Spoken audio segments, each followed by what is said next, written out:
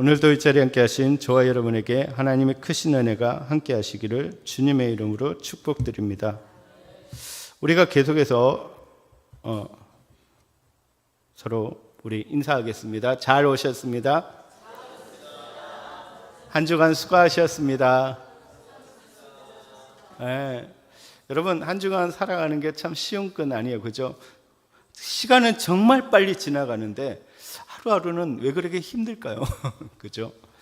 근데 또 그 가운데서 하나님과 동행하고 하나님 말씀을 읽으면서 하나님 안에 은혜 받으면서 또 기쁨이 있는 것 같습니다. 그죠? 여러분, 힘내세요. 행복하시기를 바랍니다. 주 안에서 평안하시기를 바랍니다. 우리가 계속 이제 말씀에 대한 얘기를 나누었고, 이제 오늘 마지막으로 또 말씀에 대한 얘기를 나누기를 원합니다. 오늘은 지난 주일에 말씀드린 것처럼 이제 지난 주일과 동일한 본문을 가지고 이 사도 베드로가 정말 주의 말씀을 얼마나 귀하게 여기며 성도들이 이 말씀을 듣고 말씀대로 힘써 살아가기를 얼마나 몸부림치고 원하고 있는지를 우리는 이 본문을 통해서 알 수가 있다라는 것입니다. 사실 뒤에 보면 이게 베드로는 자신의 경험을 이야기를 해요. 근데 뭘 얘기하냐면 변화산상에서 있었던 그 놀라운 사건을 기억하게 돼요. 변화산에서 어떤 일이 일어났습니까? 그 예수님이 산에 갔는데 그 변화되시는 거예요. 하얀 옷을 입은, 그리고 광채가 나고 그 영광이 드러나는 거예요. 그리고 엘리야와 모세와 이야기하는 그 광경을 보게 된 거예요. 그때 하나님의 영광이 임했다. 주의 영광을 보게 되는 거예요. 그리고 하나님의 말씀이 임하게 돼요. 이는 내 사랑하는 아들이다. 그러니까 놀라운 말씀을 듣게 되는 거죠. 그러니까 하나님이 그 예수님에 대해서 직접 나타나셔서 나의 사랑하는 아들이다, 메시아다라는 말씀을 주셨다는 거예요. 그리고 그 주의 영광이 드러났다는 거예요. 놀라운 경험을 한 거예요. 정말 잊지 못하는 그런 경험을 했어요. 그런데 베드로는 그 경험보다 주의 말씀이 더 귀하다고 말하고 있다는 거예요.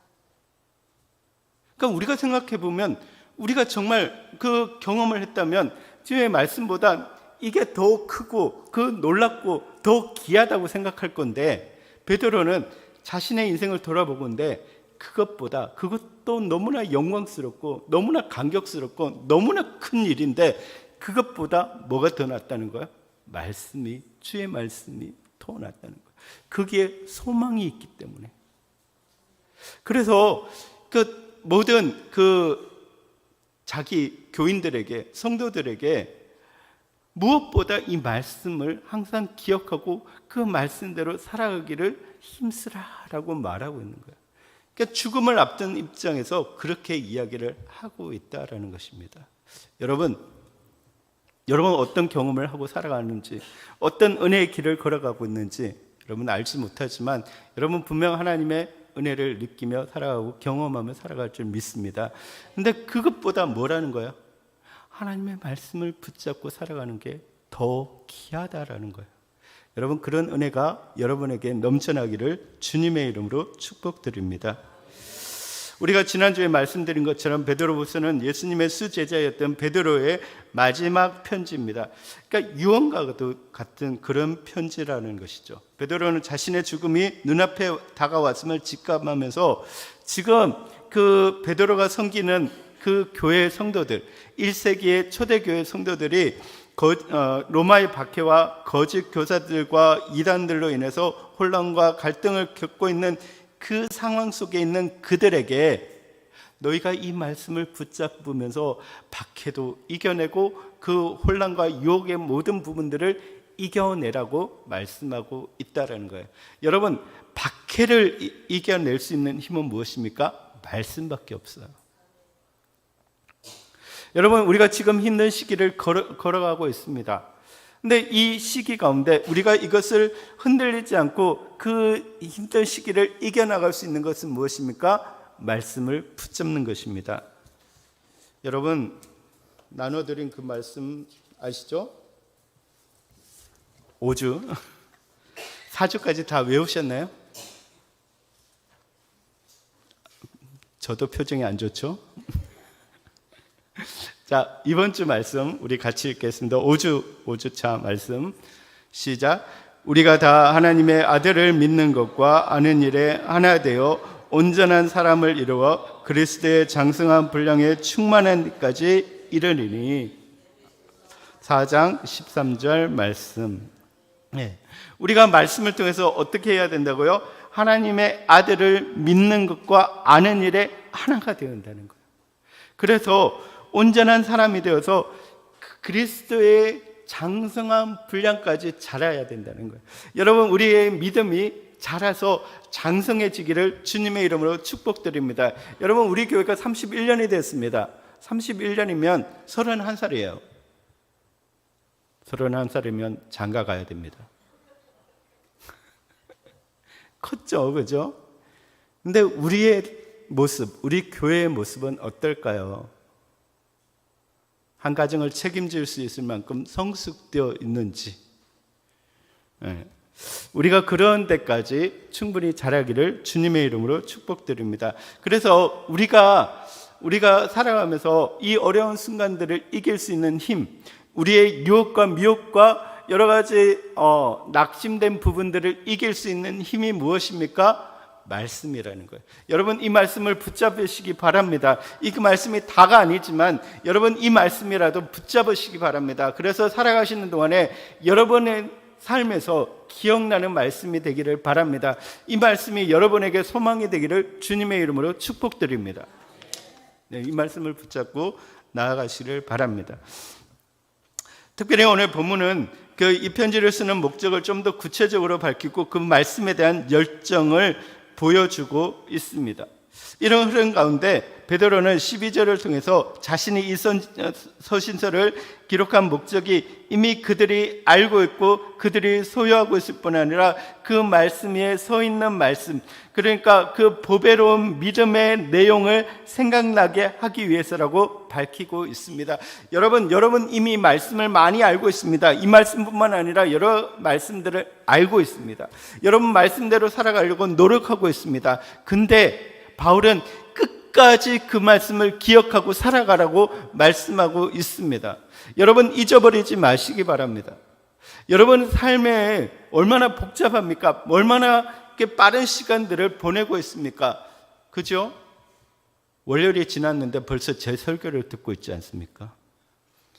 장담하건대 눈 깜빡하고 나면 다음 주에 제가 또 설교하고 있을 겁니다. 이런 빠른 시간을 살아가고 있는데 여러분 그 시간 동안에 하나님 말씀을 붙잡으시기 바랍니다. 말씀대로 살아가시기 바랍니다. 몸부림치기 바랍니다. 이게 중요하다는 거예요. 네.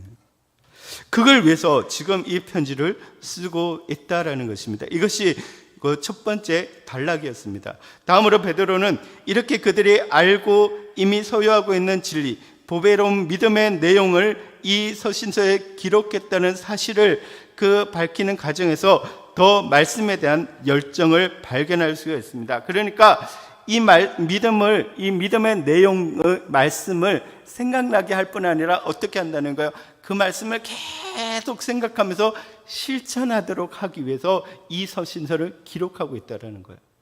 여러분 아는 것으로 그치는 것이 아니라 아는 것과 믿고 행하는 것이 하나 되어야 된다는 것입니다. 여러분 말씀이 여러분에게 익숙해지기를 바랍니다. 말씀이 여러분 삶의 행동이 되기를 바랍니다. 여러분 이 정도 되면 우리 30년 됐고 우리 권사님 정도 되면 어떤 상황에서도 뭐가 나와야 되냐면 말씀이 나와야 돼요. 그죠? 누군가가 와가지고 권사님 내가 이렇게 해가지고 힘들어요. 권사님 내가 진짜 막 기도가 필요해요. 그럼 말씀에 이 말씀이 있어. 말씀에 이렇게 되어 있어. 이 말씀을 읽고 우리 같이 기도해 라고 해야 되죠. 그렇게 하시는 분 저도 내리고 우리가 그렇게 되어야 된다는 거예요. 그렇게 되기를 힘쓰고 애써야 된다는 거예요. 내가 어렵고 힘든 일이 당하고 낙심되는 일이 되고 소위 말하는 상처받는 일이 있었을 때 내 마음속에 뭐가 생각나야 되는 거예요? 말씀이 생각나요. 쟤를 어떻게 하지? 쟤를 어떻게 하면 내가 혼내줄 수 있을까? 이런 생각이 아니라 내 속에서 말씀이 생각나는, 그렇게 하기를 바라고 있다라는 것입니다.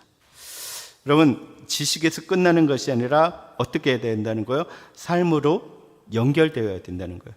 그래서 뭐라고 이야기하냐? 13절을 보시면 일깨워 옳은 것을 생각나게 한다라고 이야기하고 있어요.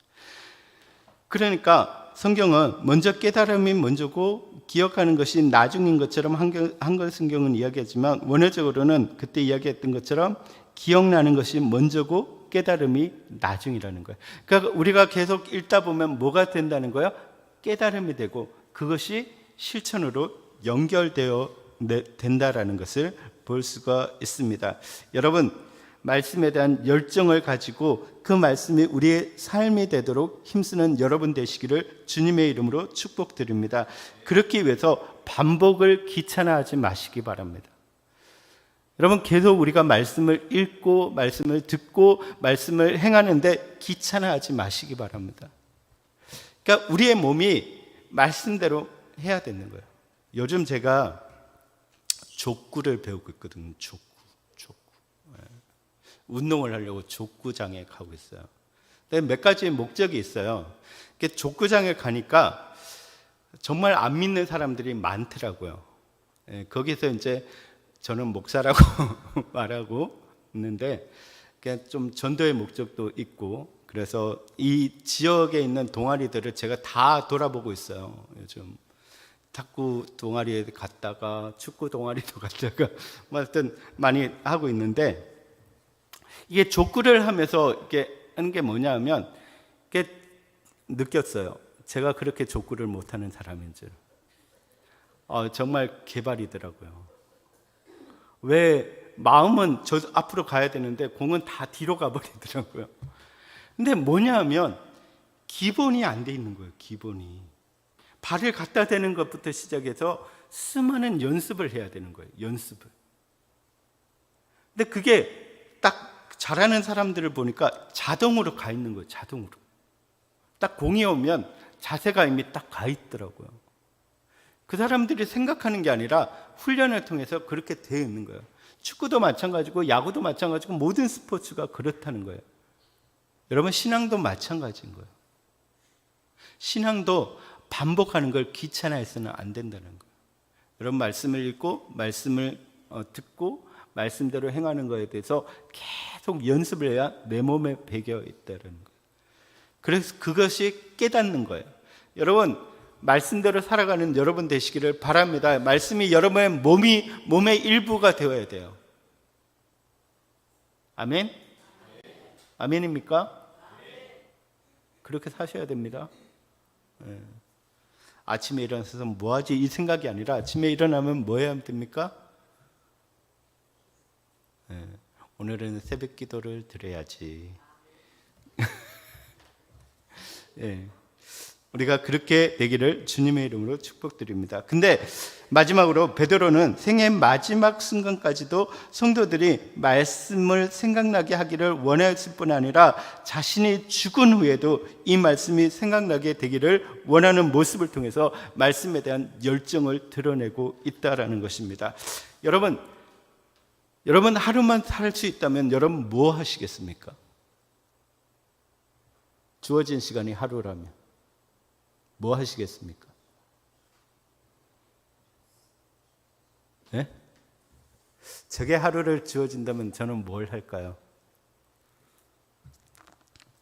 근데 베드로는 그 주어진 시간이 얼마 남지 않는 그 시간에 가장 하고 싶은 것이 뭐라는 거예요? 말씀을 기억나게 하는 거예요. 말씀을 전하는 거예요. 여러분, 이것이 열정이라는 거예요. 여러분 말씀에 대한 열정이라는 것입니다. 여러분이 죽으면서 혹시 임종을 맞이했을 때 여러분 자녀들에게 무슨 얘기를 하고 싶은가요? 무슨 얘기를 하고 싶으세요? 잘 먹고 잘 살아라. 이 아빠의 그 고생한 걸 기억해라. 다인아, 기억해라. 아빠가 얼마나 고생하고 있는지. 내가 죽을 때 그런 말을 하고, 야, 아빠가 했는 말 꼭 기억해. 이렇게 해야 돼. 라고 이야기를 하시겠습니까? 베드로는 마치 죽음을 앞두고 유언과 같이 뭘 합니까? 너희가 말씀을 기억하고 말씀대로 살아가라고 이야기를 하고 있다는 거예요. 여러분, 이런 저와 여러분들이 되시기를 주님의 이름으로 축복드립니다. 여러분, 그래서 우리 권사님들이 좀 그렇게 연습을 하면 좋겠어요. 이렇게 돌아가실 때를 연습하면서. 근데 생각이 되더라고요. 근데 그걸 연습을 하면서 여러분, 정말 여러분이 좋아하는, 정말 여러분 생애에서 이 말씀이 여러분의 삶의 모토였다라고 하는 그 말씀을 여러분 반드시 기억하시고, 여러분 혹시 치매가 들리더라도 말씀을 기억하시고, 그 말씀을 마지막에 자녀들에게 이 말씀을 기억하라고 말할 수 있는 여러분 되시기를 주님의 이름으로 축복드립니다. 진짜로. 어떤 분이 교회 안 나오시다가 교회에 나왔어요. 그 전에 있던 교회에서. 왜 나오셨어요? 어떻게 나오셨어요? 그러니까 그게 유언이래요. 교회 다니라고, 신앙생활 하라고 그 말씀을 주셨다는 거예요. 여러분, 그게 우리가 말씀에 대한, 주님에 대한 열정이지 않겠습니까? 그런 열정 있는 여러분 되시기를 주님의 이름으로 축복드립니다. 그가 죽은 후에도 이 말씀 가운데 영원히 기억하면서 살아가기를 원하고 있다라는 것입니다. 여러분, 베드로 자신이 그랬지 않습니까? 베드로가 끝까지 기억한 것이 무엇입니까? 주님이 그 공생의 기간 동안 말씀하셨던 그 말씀, 하신 그 역사들을 기억하고 그렇게 살아갔다는 거예요. 그러니까 너희들도 나처럼 그렇게 살아가라고 이야기를 합니다. 지난 주일이 총회에서 정한 순교자 기념 주일이었습니다. 근데 생각해 보면 그때 당시에 조선의 복음을 전하기 위해서 목숨을 바쳤던 선교사님들이 가졌던 그 말씀에 대한 열정이 베드로가 가졌던 그 열정과 같다라는 것이죠. 그 조선을 사랑해서 조선 사람들에게 복음을 전하기 위해서 제네럴 서먼 호를 타고 왔다가 대동강에서 조선 수군에게 붙잡혀서 처형을 당했던 토마스 선교사님을 우리가 너무나 잘 압니다.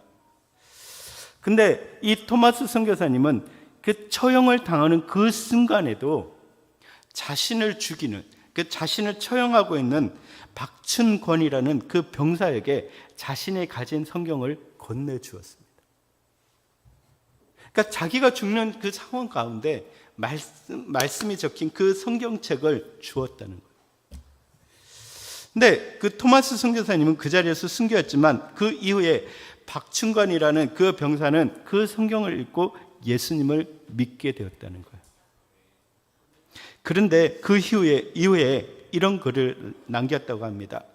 내가 서양 사람을 죽이는 중에 한 사람, 토마스 선교사님을 죽인 것은 내가 지금 생각할수록 이상한 감이 있습니다. 내가 그를 찌르려고 할 때 그는 두 손을 마주잡고 그 무슨 말, 그러니까 뭔가 이렇게 막 말을 하는데 무슨 말인지는 잘 모르겠다는 거예요. 근데 기도한 후에 붉은 배를 입힌 그 책을 가지고 웃으면서 나에게 받으라고 권했다는 거예요. 여러분, 죽음의 순간에 기도를 하면서, 그리고 자기를 죽이려고 칼을 잡고 있는 그 사람에게 웃으면서 성경책을 건네주었다는 거예요. 그러므로 내가 죽이기는 하였으나 이 책을 받지 않을 수가 없어서 받아왔다라는 거예요. 그리고는 그것을 읽고 예수를 믿게 되었다는 거예요. 여러분, 베드로나 성경사님처럼 정말 우리도 말씀에 대한 사랑과 열정이 있기를 주님의 이름으로 축복드립니다. 어떤 순간에도 말씀을 전하고 말씀을 들고 나갈 수 있는 여러분 되시기를 주님의 이름으로 축복드립니다. 여러분, 우리가 열정 있는 삶은 어떻습니까? 날마다 알고 이미 있는 그 말씀을 주야로 묵상하면서 그 기쁨과 마음의 즐거움을 가지고 말씀대로 살아가려고 하는 열정을 가지는 삶, 그 삶이 여러분의 있기를 주님의 이름으로 축복드립니다. 제발 원하건대 여러분 말씀대로 살아가기를 바랍니다.